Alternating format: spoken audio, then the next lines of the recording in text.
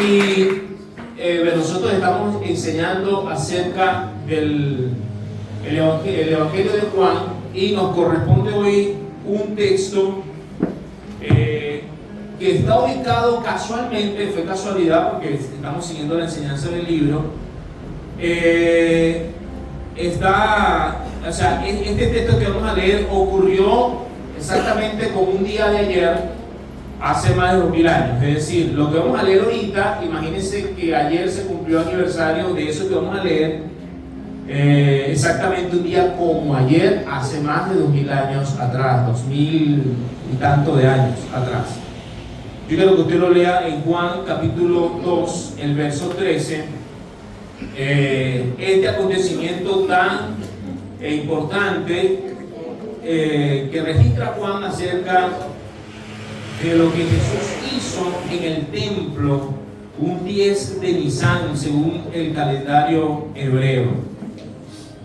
Leemos así con la bendición del Padre, el Hijo y el Espíritu Santo. Dice: estaba cerca la Pascua de los judíos, y subió Jesús a Jerusalén y halló en el templo a los que vendían bueyes, ovejas y palomas, y a los cambistas allí sentados, y haciendo un azote de cuerdas echó fuera del templo a todos, y las ovejas y los bueyes, y volcó las mesas, los bueyes, y esparció las monedas de los cambistas y volcó las mesas.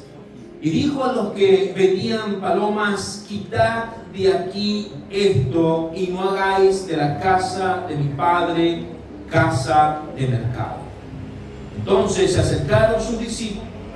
acordaron sus discípulos que está escrito: el celo de tu casa me consume. Y los judíos respondieron y le dijeron: ¿qué señal nos muestras ya que haces esto? Respondió Jesús y le dijo: destruid este templo y en 3 días lo levantaré. Dijeron luego los judíos: en 46 años fue edificado este templo, y tú en 3 días lo levantarás. Mas él hablaba del templo de su cuerpo. Por tanto, cuando resucitó de entre los muertos, sus discípulos se acordaron que había dicho esto, y creyeron la escritura y la palabra que Jesús había dicho. Amén. Padre, gracias por tu palabra. Oramos hoy para que tu Santo Espíritu ilumine nuestro entendimiento, nos enseñe la escritura, sea abierta, sea revelada a nuestro espíritu, a nuestra mente, a nuestro corazón, y que sea de edificación para nuestras vidas. A ti sea toda gloria y toda honra en Cristo Jesús. Amén y amén. Muy bien, como le decía ahorita, este episodio de Jesús purificando el templo ocurrió exactamente un día como ayer, en una semana como esta. El día 10 de Nisan se celebraba ayer, que en el calendario hebreo del día 10 de Nisan para nosotros viene siendo ese mes la fecha de marzo y de abril. Marzo y abril. Y eso me pareció tan interesante que estaba estudiando ayer justamente ese pasaje y me encuentro con este dato y con esta información tan importante. Ahora, los evangelios, los sinópticos, es decir, los otros 3 evangelios, lo que es Mateo, Marcos y Lucas, registran un evento como este, pero al final del ministerio de Jesús. Recuerde que Juan es el que identifica con claridad, nos da datos muy claros, donde nos habla de 3 años del ministerio de Jesús.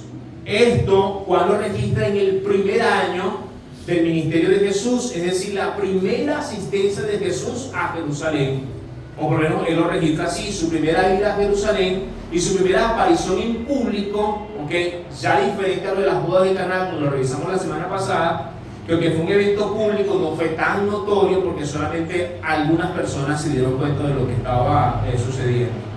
Sin embargo, este evento de Jesús purificando el templo ocurrió entonces, según el registro de Juan, al inicio de su ministerio, pero los evangelios lo colocan al final del ministerio. Ahora, ¿qué es lo que sucede acá? No, lo que se habla es que hubo 2 eventos, hay 2 eventos diferentes.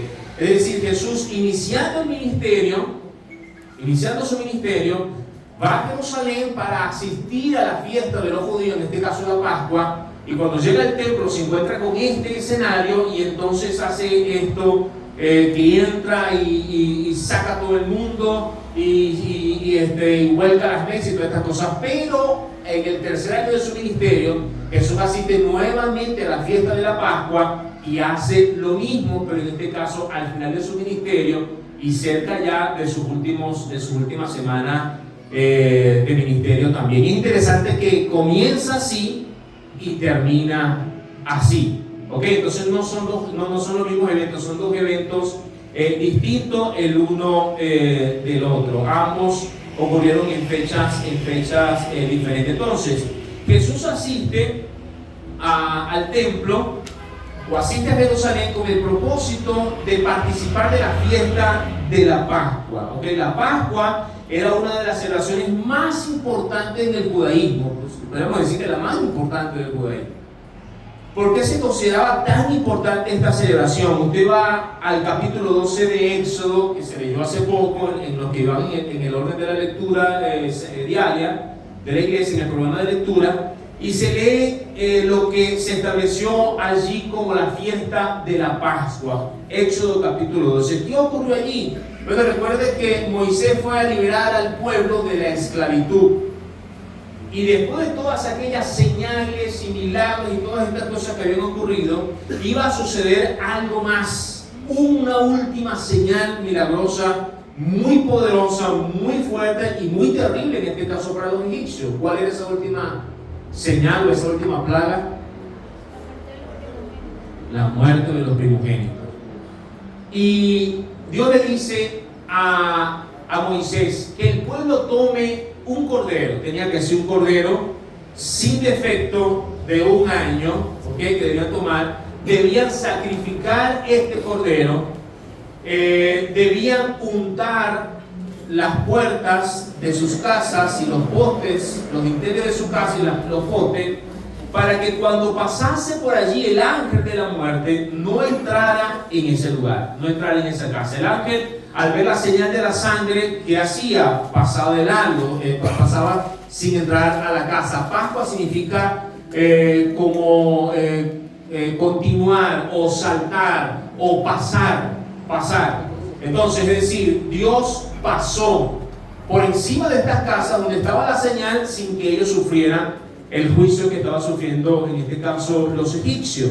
Y lo segundo que representaba era que era el día de la liberación del pueblo de Israel. Ese día ellos saldrían. ¿Cómo tenían que comerla? Lea, por ejemplo, el verso 11 del capítulo 12 de Éxodo. Dice así: y lo comeréis así, ceñido vuestros lomos, vuestro calzado en vuestros pies, y vuestro bordón en vuestra mano, y lo comeréis apresuradamente. Es la Pascua de Jehová. ¿Por qué tenía que comerlo así? Porque ese día ellos saldrían de ese lugar. Fue ofrecido a la tarde del día en que ellos saldrían de Israel. Y así fue entonces como ellos lo comieron ese día apresuradamente y salieron. Así que esta era una celebración muy importante para Israel, para el pueblo judío, porque entonces hablaba de su liberación de la esclavitud cuando salen de Egipto y el haber sido librado del juicio de Dios que vino sobre Israel, específicamente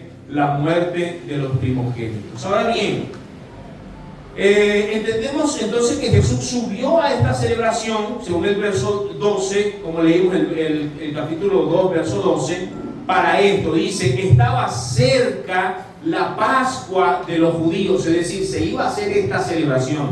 Desde allí en adelante ellos entonces hacían esta celebración, sacrificaban este animal y lo comían igual como en esa ocasión y hacían todas las cosas que se hicieron en esa ocasión para memoria, para recordar lo que ellos habían hecho, cómo Dios les había liberado de la esclavitud que tuvieron durante 400 años en el pueblo de Egipto. Así que ellos estaban allí con todo esto, ¿ok?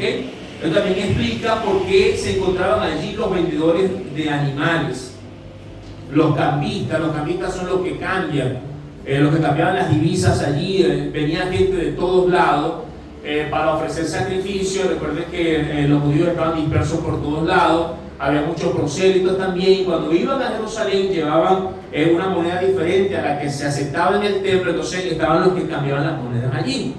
Entonces esa es la razón por la cual se estaban metiendo los animales, las palomas, los bueyes, y había los cambistas allí. Ahora bien, los animales eran necesarios para la celebración de la Pascua. El problema no eran los animales, porque se había dicho que no te debías presentar ante Dios sin un animal, o sea, sin nada que traerle. En este caso, no podías ir con las manos vacías. Imagínense, por ejemplo, una persona que estuviera viajando durante 3, 4 días con un animal para ir hasta Jerusalén para presentar ese sacrificio en el templo. Era algo bastante complicado, ¿verdad que sí? Así que los sacerdotes buscaron una solución al problema. Bueno, vamos a hacer algo para que no tengan que traer los animales de tan lejos. Entonces nosotros los vamos a tener aquí mismo para que los puedan adquirir acá. Lo otro, por supuesto, los sacerdotes tenían que examinar el animal y ellos iban a buscar el mínimo defecto que pudiera haber en el animal para decir: no es acepto esa ofrenda al Señor. Así que imagínense a alguien cargando un animal por 3, 4 días, una semana, durante un recorrido tan largo, para que entonces el sacerdote le dijera: ese animal no es apto, así que yo tengo un acto aquí para ti, ven para que lo compres acá. Solución del problema, ¿ok? El animal no era el problema, ¿ok? Ellos debían entonces presentar una ofrenda al Señor y ellos querían facilitarla. Muchos venían de lejos, como le dijo ahorita, traían estos animales de muy lejos. Ahora, ¿en qué consiste el pecado? ¿Por qué Jesús está tan airado y entra con aquel ímpetu en el templo y hace todo esto que Jesús hizo? ¿En qué consiste? Escuche, ellos habían tomado el templo para hacer un mercado. El templo tenía varias divisiones y la parte más amplia del templo era lo que se llamaba como el patio principal, o el patio de los gentiles, es decir, era el único lugar donde todo aquel que fuera a Jerusalén y fuera al templo podía entrar, así no fuese judío. ¿Sí me explico? En Isaías creo que 57:6, algo así, habla que es aquello que recitan los otros evangelios, donde dice: mi casa será llamada casa de oración a las naciones. ¿Por qué? Porque en ese lugar era el único lugar donde los gentiles podían entrar, dentro del templo.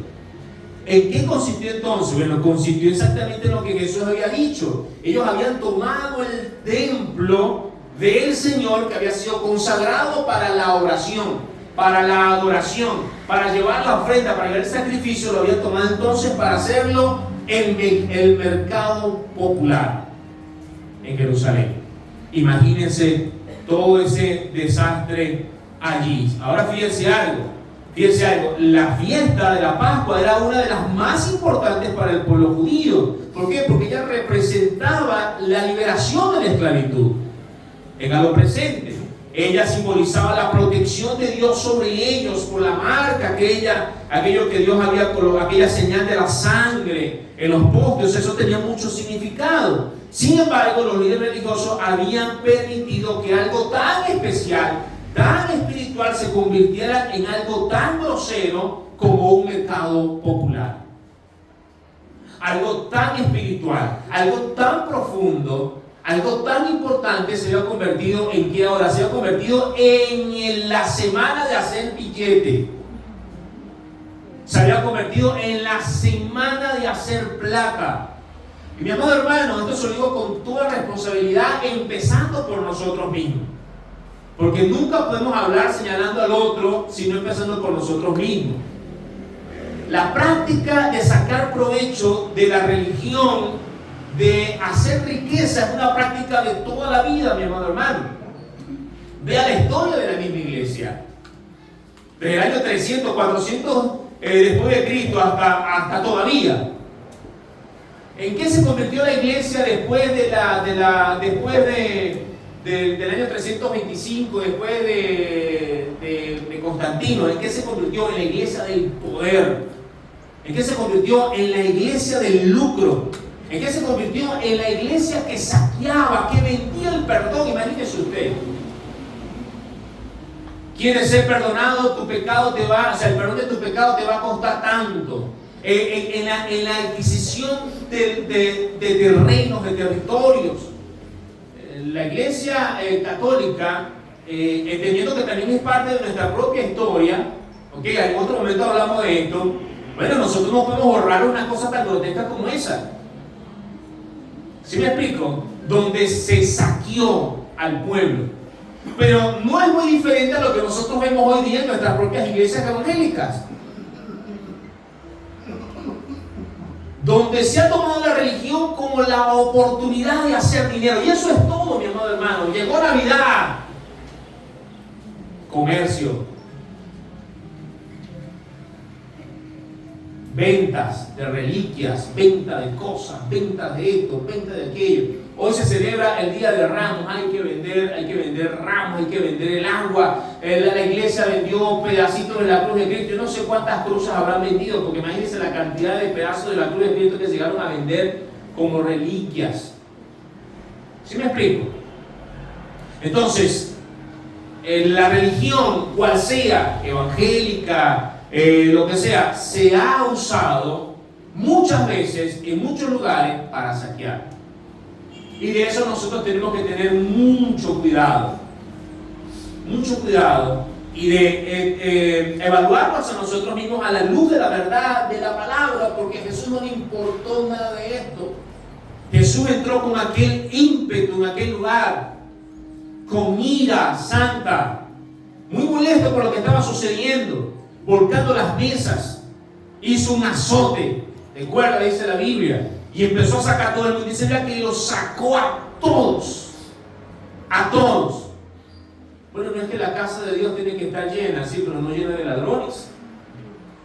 O sea, de ladrones en el sentido de lo que ellos estaban haciendo, porque era una práctica continua, constante. ¿Sí me explico? Todos aquí somos pecadores. Entonces, ellos habían ellos estaban interesados más en el dinero, en la fiesta, en lo que eso puede producir, en hacer ganancias. ¿Y saben una cosa? Los líderes religiosos eran los primeros, porque a ellos les quedaba una gran parte de aquel dinero por las ventas que se hacían dentro del templo. Entonces, por las ventas tenían que pagar ¿cómo se dice? Un impuesto.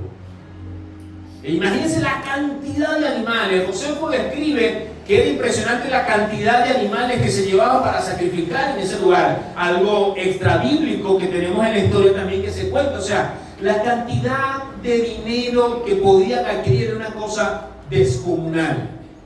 Eso era más importante que la celebración en sí.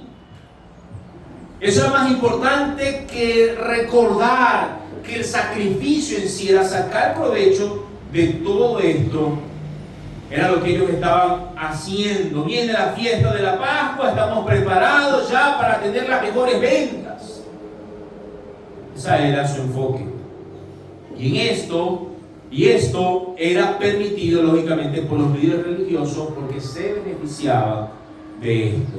Escuche, verso 14 dice: y halló en el templo a los que vendían bueyes, ovejas y palomas, y a los cambistas allí sentados. Ahora imaginemos a Jesús entrando en el templo, encontrándose con un alboroto de ventas de animales porque estaba cerca la Pascua. Imagínense allí la gente: venga acá, 3 por no sé, este es más económico. Y me dice la gente pidiendo rebaja. No, mira, lo que pasa es que esto está muy caro, allá está más barato y allá hay una oferta. Y por aquí las palomas por acá, bueyes por aquí. Y aquellos cambiando las monedas y haciéndolas. Y todo ese ruido, donde dentro del templo santo del Señor. Imagínense por un momento todo ese desastre. Y Jesús observando todo eso que estaba ocurriendo. Ha ido usted al mercado del Paso, ha estado usted en Tocorón, ha estado usted, no sé, ha ido a alguna feria donde entra y todo el mundo está presentando su oferta. Esta es la oferta de la Pascua de este año. ¿Quién lo tiene más económico? Y todo ese desastre, mi amado hermano, dentro de la casa del Señor. Todo eso estaba allí. ¿Ok? Estos días previos a la Pascua debía tener un profundo sentido de lo que eso representaba. ¿Y en qué se había convertido? En un negocio. Por otro lado, los líderes religiosos habían permitido la venta, ya le dije esto, de animales, porque ellos sacaban gran provecho de tales negocios. Ahora, Jesús actuó ante tal perversión con la contundencia que eso amerita. Siempre que yo digo estas cosas con tanta claridad, le hago un pequeño recordatorio solo para que seamos equilibrados. Yo no estoy en contra de que la iglesia reciba ayuda. Más, nosotros creemos en el principio del dar, eso es bíblico. Creemos en el principio del diezmo, en el principio de la ofrenda, lógicamente voluntario, siempre tiene que ser voluntario. Estamos hablando de traer algunas cosas acá de nosotros mismos, ¿verdad? ¿Para qué? Porque queremos seguir arreglando el lugar donde nos estamos reuniendo. Yo no estoy en contra de eso, y esto se lo aclaro siempre. Pero mi amado hermano, no podemos convertir en la iglesia, o la iglesia muchas veces se ha convertido en el negocio de muchos de mis conciertos, para decirlo de esa manera, de muchos líderes, de muchas iglesias. Y lógicamente la iglesia no va a crecer y no va a avanzar si usted no se compromete económicamente. Cuando nos toque hablar de esto, lo vamos a hablar con toda claridad también. ¿Por qué? Porque Dios ha determinado que la iglesia ha de sostenerse a través del diezmo, a través de la ofrenda. Y yo tampoco estaba en contra de esto, porque uno estableció que debía ser llevado. Además, Malaquías dice: ustedes me han robado. ¿Y en qué me han robado? En nuestros diezmos y nuestras ofrendas. El tema es buscar el punto de equilibrio en estas cosas, y que nunca la iglesia debe convertirse en el negocio de nadie, porque la iglesia es de Cristo y es para la gloria del Señor. Y somos los primeros que tenemos que volar esto. Yo no estoy en contra de esto, pero esto tenía que tratarse de la manera que se debió tratar, y se tiene que tratar de la manera que se debe tratar, porque el pueblo de Dios no puede ser saqueado. ¿Cómo entró Jesús entonces? Verso 16: y haciendo un azote de cuerdas, echó fuera del templo a todos. ¿A cuántos? A todos. Los sacó a todos. Y las ovejas y los bueyes, y esparció las monedas de los cambistas, y volcó las mesas. Imagínense a Jesús volcando las mesas. Y yo pensé: pero ese era Jesús, el que dijo: aprended de mí que soy manso y humilde de corazón. No se ve tan manso Jesús. Por supuesto que sí. La mansedumbre no tiene nada que ver con justificar el pecado. La mansedumbre no tiene nada que ver con apaciguar el mal, con sobar el mal. No tiene nada que ver con eso. Y alguien decía, hace muchos años atrás, yo no me imagino a Jesús diciendo: permisito, codita correo, permite que voy a volcar esta mesa. Con cuidado, 1, 2, 3. Voy a sacar los bueyes con cuidadito allí, bueyes. Sacan los bueyes. Yo no me imagino diciendo a Jesús, diciéndole a los campistas o a los que llevan las palomas allí: por favor, ¿será posible que desalojen este espacio? Por favor. Aquí estoy hablando. ¿Se imaginan eso? No creo que haya sido así. La Biblia dice que el celo de la casa del Señor le consumía. Así que yo creo que Jesús entró de una manera justificada, totalmente justificada. ¿Por qué hizo Jesús un azote de cuerda? No sé, para usarlo quizás, algunos se ponían medio... Pero Jesús no necesitaba el azote de cuerda, ¿verdad que no? Jesús solamente con una palabra podía derribarlos a todos. O sea, era una señal de autoridad, no sé. Hay cuerdas que agarró allí, y unas cuerdas, y con las cuerdas hizo el azote. Pero Jesús, fuera de aquí, o sea, sacó a todo el mundo de su casa, la casa de su padre. Ahora, ¿qué diferencia es aquello que Jesús hizo en comparación con lo que vemos nosotros hoy día? Muchas veces muy diferente, muy diferente. Jesús también se identificó el templo como la casa de su padre. Era la casa de su padre, y es la primera vez que él lo hace. Dijo: quitad de aquí esto, y no hagáis de la casa de mi padre casa de mercado. Es la primera vez que Jesús dice públicamente allí, está registrado, la casa de mi padre, refiriéndose al templo. ¿Ok? Era la primera vez que habla del templo como la casa de su padre, como su propia casa. Los otros evangelios dicen, no hagáis de mi casa, ¿ok?, casa de ladrones. Entonces es la primera vez que lo hace, y este es el primer evento público de Jesús, mucho más notorio que la boda de Caná de Galilea. Y fue bastante notorio. Si nadie se había dado cuenta de Jesús, que Jesús estaba allí y que era el Mesías y nada por el estilo, en ese momento se tuvieron que haber dado cuenta de que Jesús estaba allí. Él lo hace como dueño de la casa. Yo le pregunto, ¿usted tiene derecho de tomar decisiones en su casa? ¿Sí o no? Sí. Por supuesto. Jesús con todo el derecho entró a su casa para limpiarla. Con todo el derecho que tenía. Era la casa de su padre, era su casa. Ahora bien, hemos visto tres cosas principales. Uno, la celebración de la Pascua de los judíos. El templo hecho una casa de mercado, una cueva de ladrones, y ahora la purificación de Jesús, que Jesús realiza del templo. Ahora bien, hagamos rápidamente una relación de Cristo y estas tres cosas. Uno, Cristo es nuestra Pascua. Amén. Cristo es nuestra Pascua. Y me impresiona que este evento de los judíos sucedió en días semejantes a esto. Esto mismo pasó con Jesús, con la diferencia que en los 3 años más adelante, o 2 años después era su primero, hizo lo mismo, ocurrió lo mismo, pero Jesús moriría días después. Como el cordero que fue ofrecido a Dios como nuestra Pascua. ¿Sí ve la relación? ¿Sí la ve? Mira lo que dice Juan 1:29.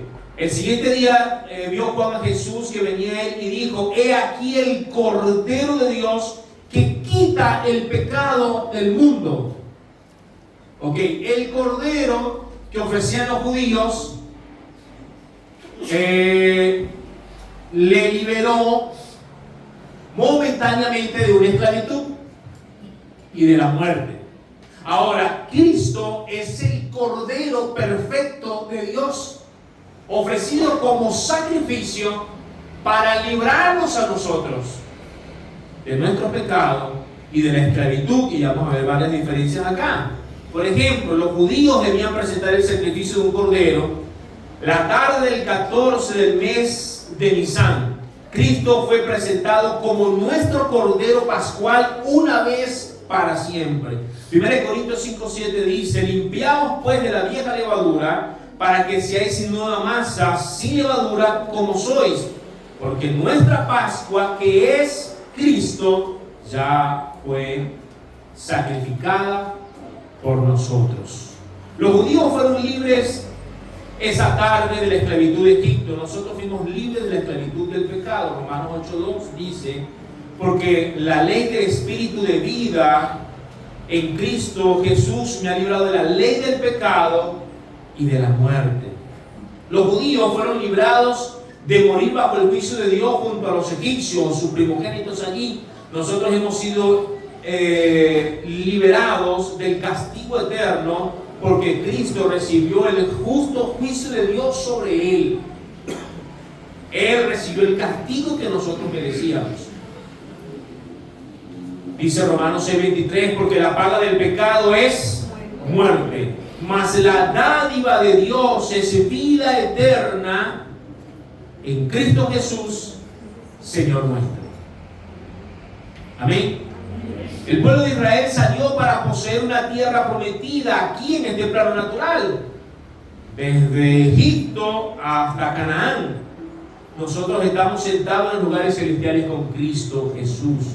Efesios 1:3 dice: bendito sea Dios y Padre de nuestro Señor Jesucristo, que nos bendijo con toda bendición espiritual en los lugares celestiales en Cristo Jesús. Efesios 2:6 dice: y juntamente con Él nos resucitó y asimismo nos hizo sentar en los lugares celestiales con Cristo Jesús. Cristo es nuestra tierra prometida. Ahora, al Cristo ser nuestra Pascua, hoy tú puedes apropiarte de esa bendición. Se lo explico rápidamente. El Cordero de Dios. ¿Qué tenía que hacer el pueblo de Israel? Tenía que presentar un Cordero perfecto delante de Dios. ¿Por qué? Porque esa sangre hizo que el ángel de la muerte pasara de largo. Ese Cordero inocente, sin culpa, perfecto, no había hecho nada malo, tenía que recibir el castigo que se merecían las personas, en este caso los judíos. Ahora, Cristo, nuestro Cordero pascual, perfecto, inocente, sin manchas, sin culpa, fue castigado por ti y por mí. Tu castigo y mi castigo fue puesto sobre él. Sabes, en los próximos días seguramente vas a ver la película La Pasión. Y las veces que llegué a ver esta película, me llega, o sea, uno queda tan impresionado, después de verlas tantas veces como que uno se va acostumbrando, pero quedé tan impactado la primera vez que se me bajó la atención. Fue tan impresionante la primera vez que yo sentí que el mundo se detuvo para mí y entendí en ese momento que cuando la Biblia dice que el castigo que yo merecía fue puesto sobre Jesús, lo comprendí mejor al ver esta película. Porque uno dice, pero ¿por qué tanto castigo? Porque Dios es justo. ¿Sí se entiende? ¿Por qué tenía que castigar de tal manera a Jesús? ¿Por qué su hijo tenía que ser tan castigado? ¿Por qué? Porque Dios es justo y no pasará por inocente al culpable. Pero Jesús era inocente, pero tuvo tu culpa y mi culpa sobre él. ¿Sí se entiende, mi amado? Es decir, es como que tú estás vestido con la ropa del criminal, asesino, violador, ladrón, todo. Y Cristo inocente, tu ropa se te fue quitada y se le fue imputada a Jesús, se le fue puesta a Jesús. Y la ropa de Cristo, del inocente, le fue quitada y se te fue puesta a ti y a mí. Dios no podía castigar a su hijo menos de lo que le castigó, porque no sería justo. ¿A ti no te parece bien que una persona que esté presa porque violó, porque asesinó, sea declarado por un juez inocente? Tú vas a decir, eso es injusto, porque tiene que ser castigado por el mal que ha hecho, ¿sí o no? Pero imagínense Dios declarando a usted inocente siendo usted culpable. Dios sería injusto. ¿Qué hay que hacer entonces? Hay que castigarte. Pero no te voy a castigar a ti, voy a castigar a mi propio hijo en tu lugar. Por eso Jesús es nuestro Cordero Pascual, quien recibió tu castigo y mi castigo sobre su cuerpo. ¿Para qué? Para que nosotros tengamos perdón en Jesús, en él. Por supuesto, eso también nos lleva a nosotros a evaluar nuestra vida. Porque, mi amado hermano, escúcheme bien, Pablo le decía a los efesios que se comportaran de la manera digna. Dice, comportados dignamente, o sea, según el llamado que habéis recibido. Y si a ti te parece que el castigo de Cristo fue bastante duro por tu culpa y por mi culpa, ¿no crees tú que nosotros debemos vivir para la gloria de Dios? ¿No crees tú que Cristo se merece tu obediencia y mi obediencia? ¿No crees tú que Cristo se merece que nosotros le rindamos a Él nuestra vida total y completa? ¿No crees tú que nosotros debíamos de sacrificarnos en nuestros propios placeres personales, carnales, para satisfacer a Cristo, para darle gloria a Él? No porque vayas a ser salvo por eso, sino porque hay que vivir para la gloria de Cristo, porque Él murió en mi lugar. Amén. ¿Sí o no? Todo eso estaba allí. Ahora, el templo hecho una casa de mercado, una cueva de ladrones. Jesús limpió el templo físico, que era lugar de adoración y oración al Padre. Casa de oración será llamada. Hoy día no tenemos un templo físico. El templo donde Dios habita es en su iglesia en primer lugar. 1 Corintios 3, 16 y 17 dice: ¿No sabéis que sois templo de Dios y que el Espíritu de Dios mora en vosotros? Si alguno destruyera el templo de Dios, Dios le destruirá a él. Porque el templo de Dios, el cual sois vosotros, santo es. Ya no hay un templo en Jerusalén.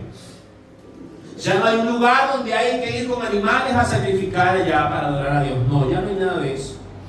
Ahora Dios ha levantado un nuevo templo, su iglesia, donde Él habita, donde Él mora. No son las estructuras del lugar donde nos reunimos, no.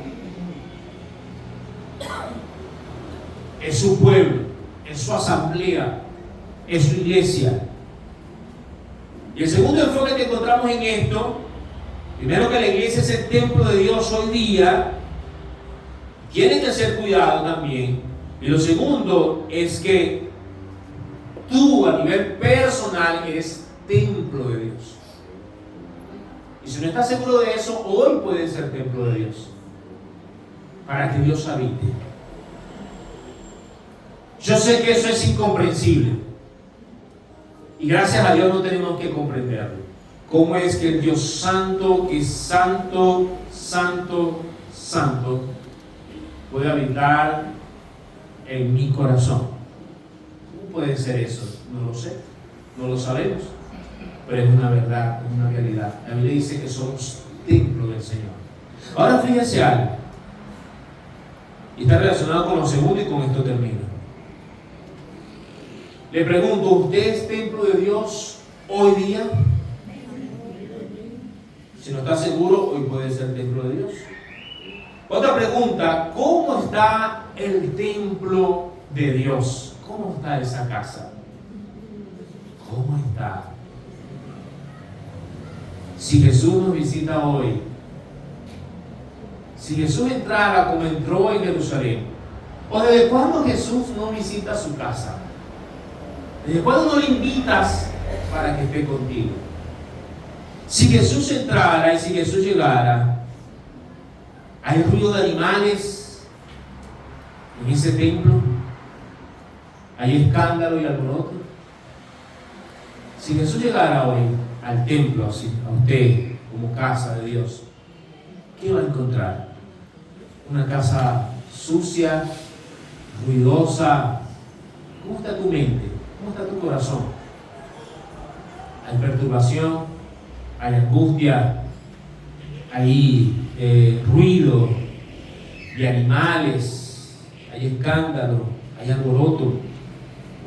Si Cristo viniera hoy a ti, ¿cómo encontraría el templo? ¿Con mal olor? ¿Sabe que una de las cosas que seguramente había en ese lugar era olor a bosta de animal, a caca de animal, orine de animal? ¿Qué olor encontraría Jesús en nosotros hoy? ¿Oleríamos olor grato de Cristo o olor de muerte? El mal olor, ¿qué encontraría? El mal olor del odio, el mal olor del resentimiento, el mal olor del chisme, el mal olor de la crítica, el mal olor de la arrogancia, de la altivez. ¿Encontraría Jesús los animales de la lujuria, de la ambición? ¿Qué encontraría Jesús hoy si hiciera una entrada, si nos visitara? Así como Cristo entró en el templo y sacó todo aquello que había permitido, que se había permitido, hoy puede también purificar nuestras vidas. Amén. Vamos a orar.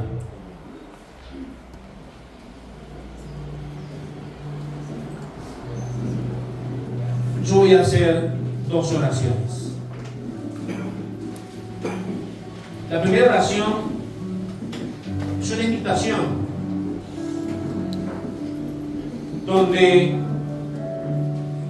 si tú no estás seguro de ser templo de Dios, casa de Dios, si no estás seguro de que Jesús es tu Cordero Pascual, de que Jesús no comprendes esto, de que Jesús recibió tu castigo y hoy puedes recibir las vestiduras de Cristo sobre tu vida, Si ese es un deseo en tu corazón hoy, entiendes esto, ha sido revelado a tu espíritu por el Espíritu de Dios y entiendes que necesitas a Cristo en tu vida hoy, en esa primera oración, yo quiero que tú le digas conmigo a Jesús lo siguiente: Señor, yo te doy gracias porque en la cruz recibiste todo el castigo que yo merecía. Fuiste condenado en mi lugar. Gracias. Gracias. Mira a Jesús en la cruz hoy y dile: gracias, Señor, porque allí recibiste el castigo que yo merecía. El juicio de tu Padre cayó sobre ti para no castigarme a mí. Dile: gracias, Señor. Y hoy te pido que me perdones. Hoy soy como ese ladrón en la cruz que te dijo: Jesús, acuérdate de mí cuando vengas en tu reino. Hoy hago esas palabras mías y te digo: Señor, acuérdate de mí. Acuérdate de mí. Perdóname. Límpiame de mi iniquidad y sálvame. Sálvame, Señor. Eres mi Señor y mi Salvador. Recibo tus vestiduras para gloria tuya. Amén. Quiero hacer una segunda oración. Si eres alguien que has entregado tu vida a Cristo mucho tiempo atrás, pero has permitido tantos descuidos en tu vida, preocupaciones diarias, problemas financieros, problemas familiares, estás demasiado ocupado, has abandonado el altar, la oración, Cristo ha estado lejos. Hoy el Señor se acerca a ti. Tú puedes decir al Señor junto conmigo: perdóname, Señor. Deseo profundamente ser limpiado por ti. Haz esta oración conmigo. Dile: Señor, hoy te pido que tú me des todo aquello que tú me pides que yo te dé. Es una oración muy humilde, muy sencilla delante del Señor.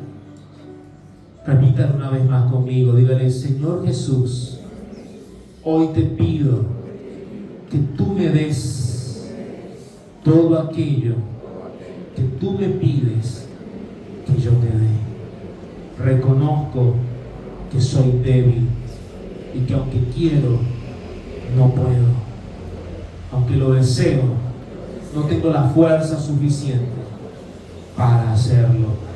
Hazlo en mí y a través de mí. Quiero que mores en mi vida. Quiero decir, como dijo Pablo: ya no vivo yo, sino que Cristo vive en mí. Aleluya. Gracias, Señor. Padre, hoy te doy gracias por la iglesia. Gracias por tu palabra. Gracias por Jesucristo, tu Hijo amado. Hoy oramos en el nombre de Jesucristo cada una de estas peticiones, para que seas tú glorificado, para que tú seas exaltado, y todo sea para tu gloria y para tu honra. Amén, Señor. Y amén, amén, amén.